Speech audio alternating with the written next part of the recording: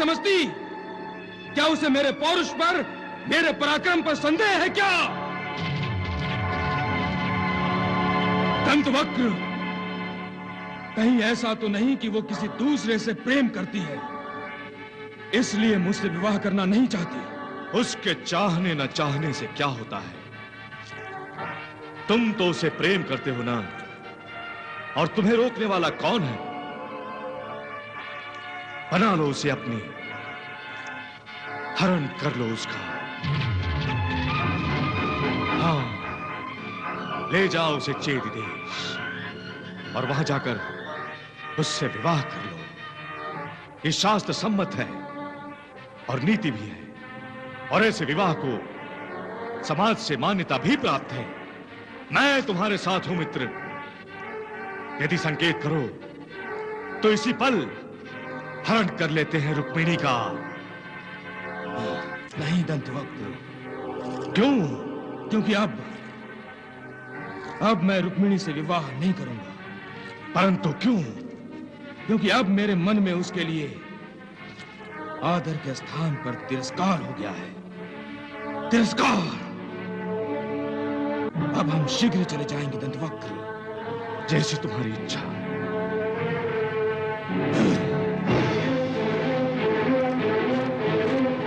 रुक्मिणी, रुक्मिणी, रुक्मिणी! राजकुमारी कक्ष में नहीं है युवराज। असत्य कह रही हो तुम। रुक्मिणी, रुक्मिणी, रुक्मिणी, रुक्मिणी!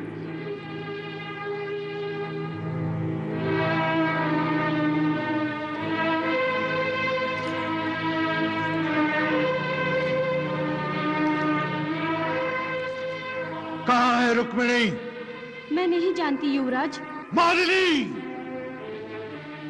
इससे पहले भी तुमने हमारे साथ विद्रोह किया था, हमने तुम्हें क्षमा कर दिया।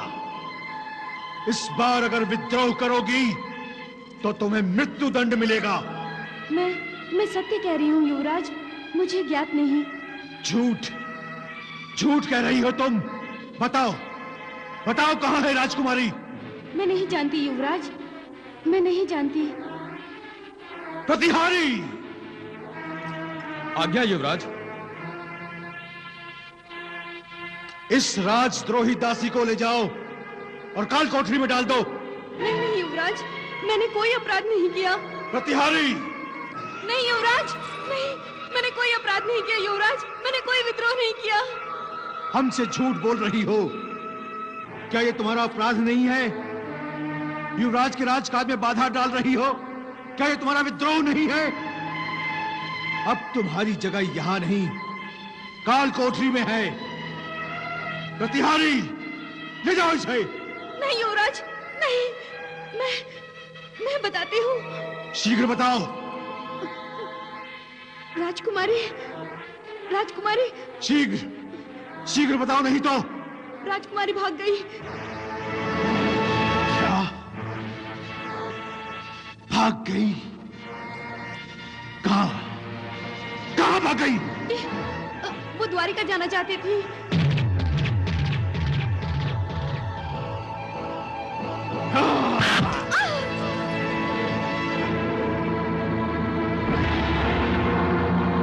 प्रतिहारी, क्या देखा तुमने? कुछ नहीं युवराज। क्या सुना तुमने? कुछ भी नहीं युवराज। रुक्मिणी अभी विदर्भ सीमा के बाहर नहीं गई होगी। जब तक मैं रुक्मिणी को वापस राजमहल लेकर नहीं आता, किसी को यह पता नहीं चलना चाहिए कि रुक्मिणी यहां से भाग गई है। जी युवराज। मेरी आज्ञा की अवहेलना का अर्थ होगा मृत्यु। और इस मालिनी पे नजर रखना। कोई इससे मिलने नहीं आएगा और ना ही ये इस कक्ष से बाहर जाएगी। जो आज्ञा युवराज।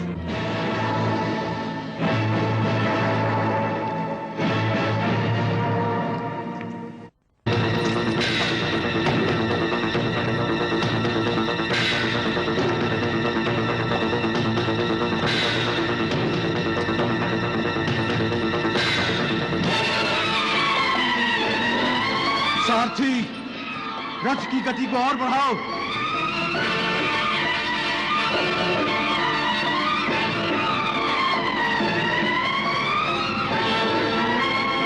सारथी, और तेज चलो। हे द्वारिकाधीश, कृपा करिए।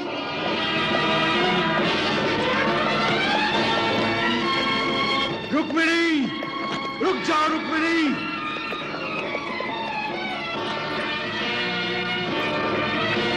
अपने रथ को रोक लो रुक्मिणी।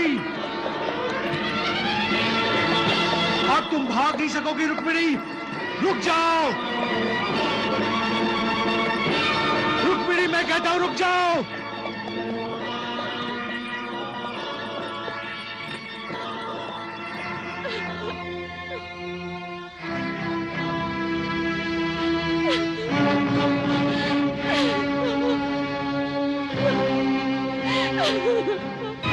मित्र, पहले हम मगध जाएंगे काका श्री सम्राट जरासंध से मिलने।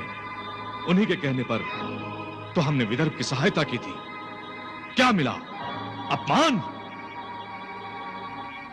ये बात हमें उन्हें बतानी चाहिए। आओ, चलो सारथी। चलो सारथी। रुको। युवराज रुक्मी? उसके साथ ये सुंदरी कौन है? मुझे तो ये राजकुमारी रुक्मिणी लगती है। शिशुपाल, किंतु ये राजकुमारी रुक्मिणी है तो रुक्मी के रथ पर कैसे? इसे तो राजमहल में होना चाहिए मित्र। कहीं ये राजमहल से भाग तो नहीं गई थी?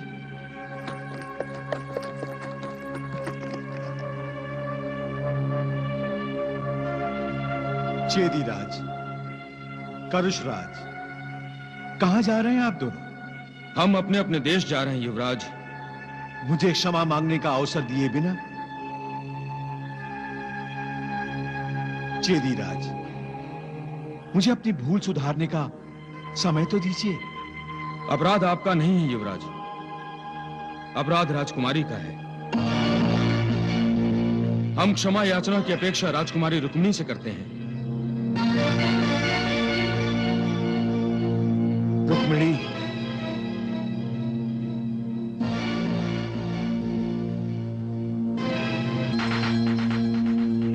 रुक्मिणी,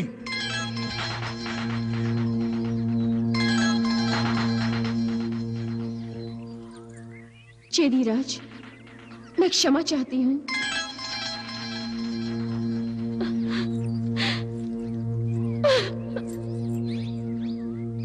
पिताश्री, पिताश्री। क्या हुआ पुत्री? तुम रो क्यों रही हो? ये रो नहीं रही है, रोने का नाटक कर रही है।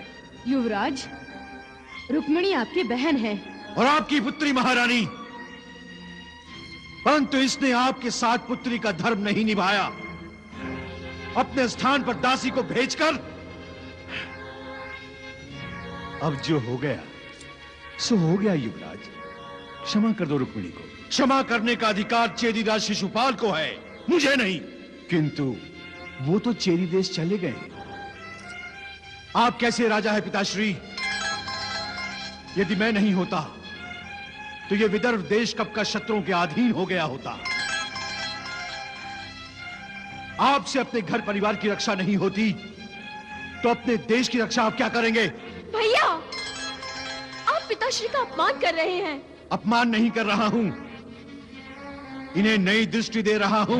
नई दृष्टि, जिस दृष्टि के साथ इन्हें यह देखना आ जाए कि चेदीराज और करुषराज गए नहीं, दोनों लौटकर मेरे साथ आ गए हैं राजमहल में। अरे जिस राजा को यह सूचना नहीं कि उसके राजमहल में क्या चल रहा है, उसे अपने राज्य में या अन्य प्रदेशों की क्या सूचना होगी? जिसे अपनों के बारे में कोई जानकारी नहीं, उसे शत्रु के बारे में क्या जानकारी हो सकती है? क्यों तुम अपने पिताश्री को वाह बाणों से घायल कर रहे हो?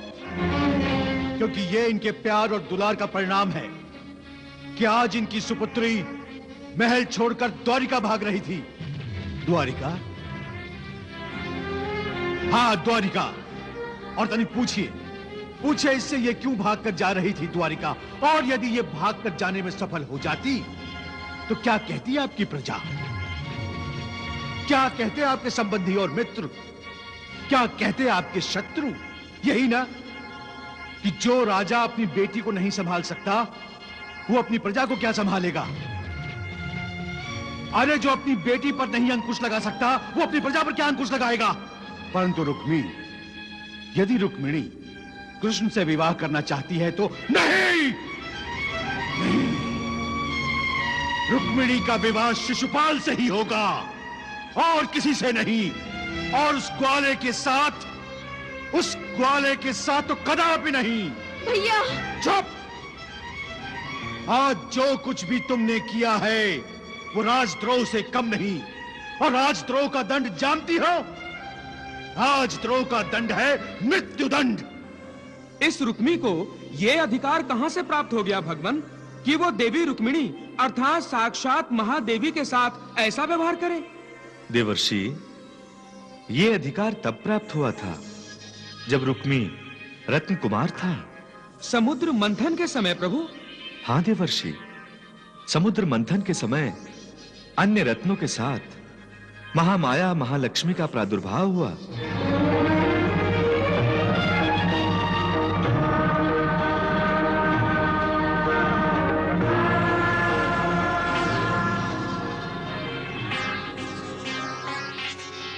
समुद्र से उत्पन्न होने के कारण महालक्ष्मी को समुद्र कन्या माना गया और समुद्र राज रत्नाकर को उनका पिता और समुद्र पुत्र रत्न कुमार को उनका भ्राता।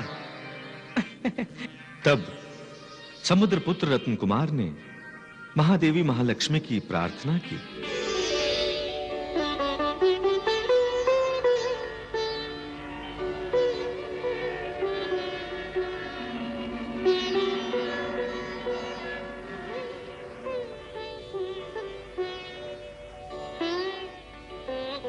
हे महादेवी, हे महालक्ष्मी, आप समुद्र के गर्भ से उत्पन्न हुई हैं, इसीलिए आप समुद्र कन्या हो गई, मेरी बहन। हे महालक्ष्मी, मेरी आपसे प्रार्थना है कि मुझे आपका सहोदर भ्राता होने का सौभाग्य प्राप्त हो। तथास्तु। हे समुद्र पुत्र रत्न कुमार, द्वापर युग में हम दोनों सहोदर भाई बहन होंगे। तब तुम मेरे बड़े भाई रुक्मी होंगे और मैं प्रभु की लीला में सहयोग देने के लिए पृथ्वी पर रुक्मिणी के अवतार में आऊंगी। मैं धन्य हो गया माता, मैं धन्य हो गया, मैं धन्य हो गया। देवर्षि, अब आपको समझ में आया रुक्मी का अधिकार? समझ गया प्रभु, सब समझ गया। नारायण नारायण। चल। और एक बात, इस बात का ध्यान रखना, मेरी आज्ञा के बिना यदि तुमने इस कक्ष से बाहर पांव रखा तो विदर्भ का युवराज होने के नाते मैं इसे विद्रोह समझूंगा। और विद्रोह का अर्थ? आप अपनी बहन को मृत्यु दंड देंगे? मैं भावनाओं में बहना नहीं चाहता। मैं अपनी राज्य की रक्षा हेतु सम्राट जरासंध का विश्वास पाना चाहता हूं। और तुम मुझे धोखा दे रही हो।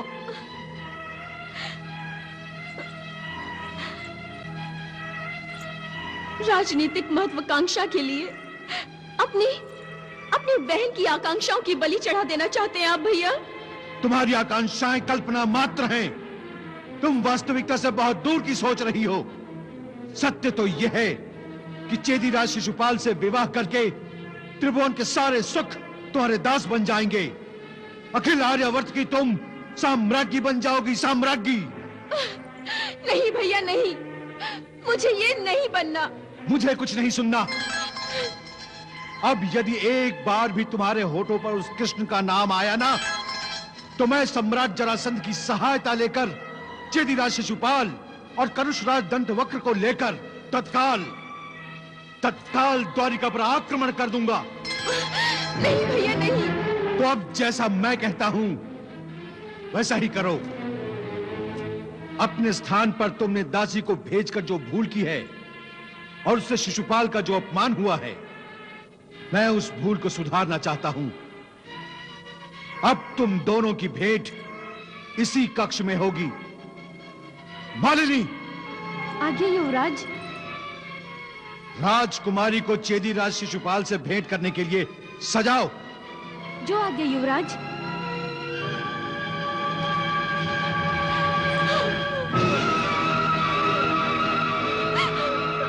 नहीं दंतवक्र नहीं, जो घाव हृदय पर लग जाए वो क्षमा याचना से नहीं बढ़ता। जो रुक्मिणी ने मेरा अपमान किया है वो मैं कभी भूल नहीं पाऊंगा। तो भेंट के लिए हां क्यों की तुमने? युवराज रुक्मी की इच्छा तो यही है कि तुम उसकी बहन से विवाह कर लो, किंतु राजकुमारी की ये इच्छा नहीं है। स्त्रियों की इच्छा का क्या महत्व? महत्व होता तो पुरुष स्वयंवर सभा से स्वयंवर इच्छुक राजकुमारी का हरण नहीं करते। और फिर जिस राजकुमारी ने उसे वरमाला पहनाने से ना करती हो, उस राजकुमारी को उसी राजकुमार के साथ विवाह के लिए हां ना कहना पड़ता। ये तो बलात्कार हुआ दंतवक्र। तो तुम भी बलात्कार कर लो।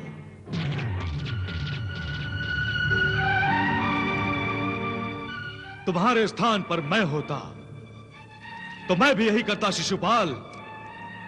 जिस राजकुमारी ने मेरे पौरुष, मेरे बल और शौर्य का अपमान किया है, जब मुझे ठुकराकर किसी अन्य के पास भाग जा रही थी, मैं उसी से विवाह करता और जीवन भर उसे ठुकराता और अपने अपमान का प्रतिशोध गिन गिन कर लेता।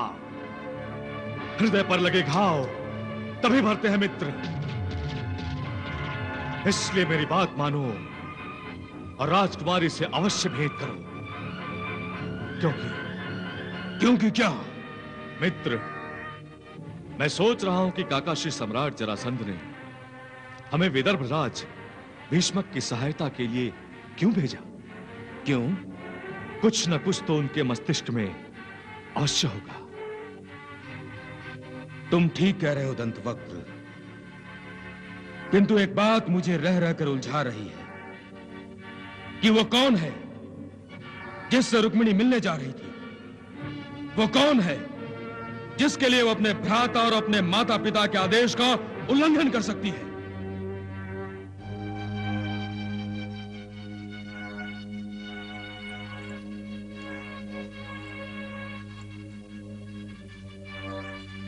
प्रेत को कितना भी सजा लो मालिनी, वो कभी सुंदर नहीं दिख सकता।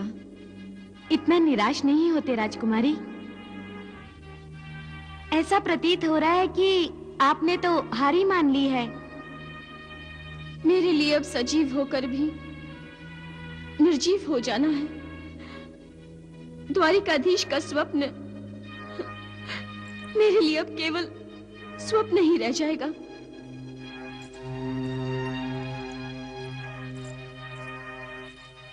राजकुमारी, युवराज रुक्मी चेदीराज शिशुपाल सहित आपके कक्ष में आ रहे हैं।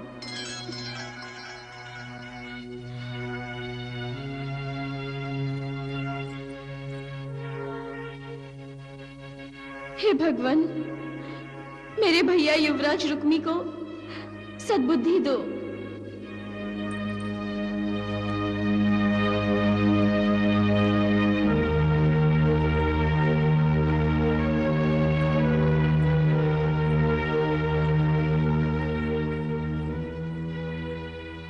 रुक्मिणी, मैं तुम्हारा और चेदीराज शिशुपाल का परिचय कराने के लिए इन्हें यहां लेकर आया हूं। विराजी, बैठिए।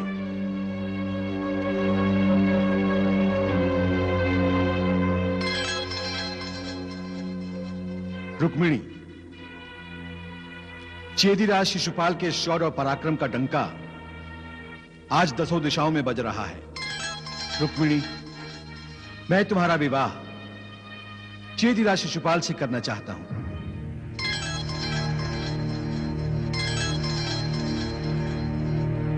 इस विवाह को सम्राट जरासंध की मान्यता प्राप्त है और चेदीराज शिशुपाल का भी।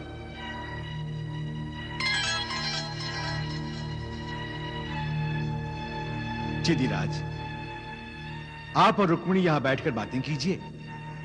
मैं करुष राज दंतवक्र का आतिथ्य करता हूं।